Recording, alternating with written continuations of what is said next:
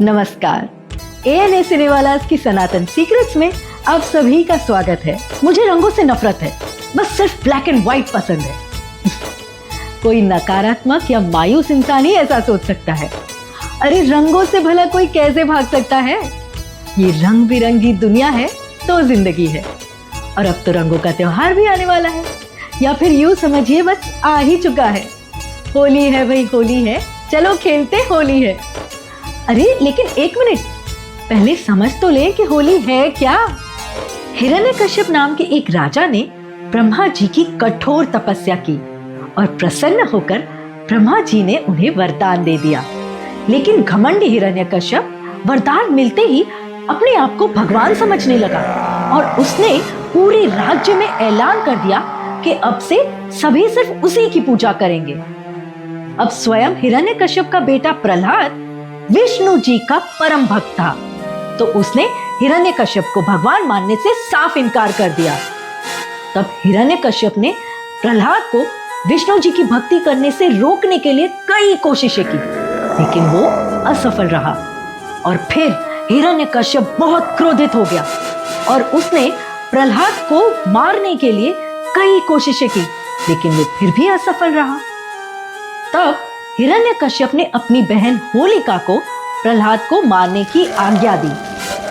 अब होलिका को यह वरदान था कि वो आग से जल नहीं सकती, लेकिन जैसे ही होलिका छोटे प्रहलाद को लेकर आग की चिता में बैठी, तो विष्णु जी के आशीर्वाद से उसका दुपट्टा छोटे प्रहलाद के सर पर गिरकर उसका सुरक्षा कवच बन गया और स्वयं होलिका भस्म हो गई।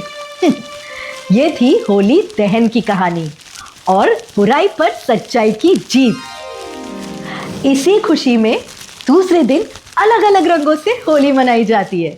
लेकिन हाँ, होली की एक कथा और भी है। भगवान कृष्ण बचपन से ही बड़े नटखट और शरारती थे और गोपियों को अपनी मासूम शरारतों से बड़ा परेशान करते थे। लेकिन खुद कन्हैया भी एक बात से परेशान थे और वो था उनका श्याम वर्ण। अब राधा तो गोरी थी और यही बात कृष्ण को बहुत सताती थी। तो एक बार नटखट कन्हैया ने यशोदा मैया से पूछ ही लिया कि वो गोरी राधा पर रंग कैसे चढ़ाए भला।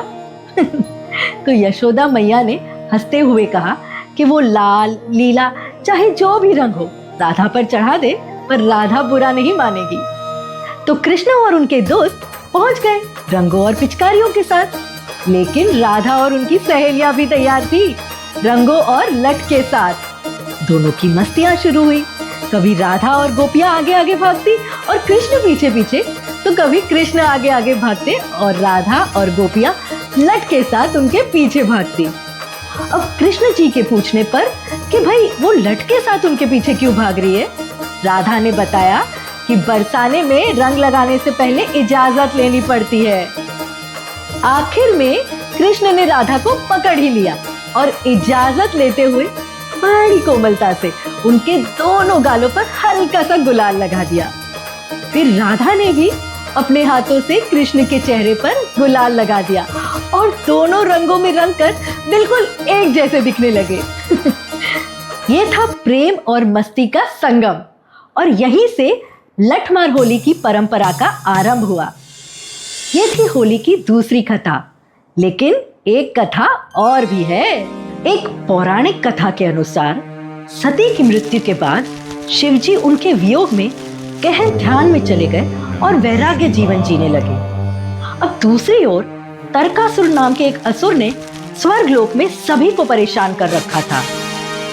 अब भविष्यवाणी के अनुसार तारकासुर की मृत्यु शिवपुत्र द्वारा ही संभव थी, लेकिन हमारे शिवजी तो गहन ध्यान से निकलना ही नहीं चाहते थे। अब पार्वती बचपन से ही शिव भक्त थी और मन ही मन शिवजी को अपना पति मान चुकी थी। अगर शिवजी और पार्वती का विवाह हो जाता तो तारकासुर की मृत्यु निश्चित थी। इसलिए देवताओं ने शिवजी का ध्यान भंग करने के लिए कामदेव को शिवजी के पास भेजा। कामदेव ने पुष्प बाण चलाया और शिवजी की तपस्या भंग हो गई। लेकिन शिवजी बहुत क्रोधित हो गए। उन्होंने अपना तीसरा नेत्र खोल दिया और कामदेव को भस्म कर दिया।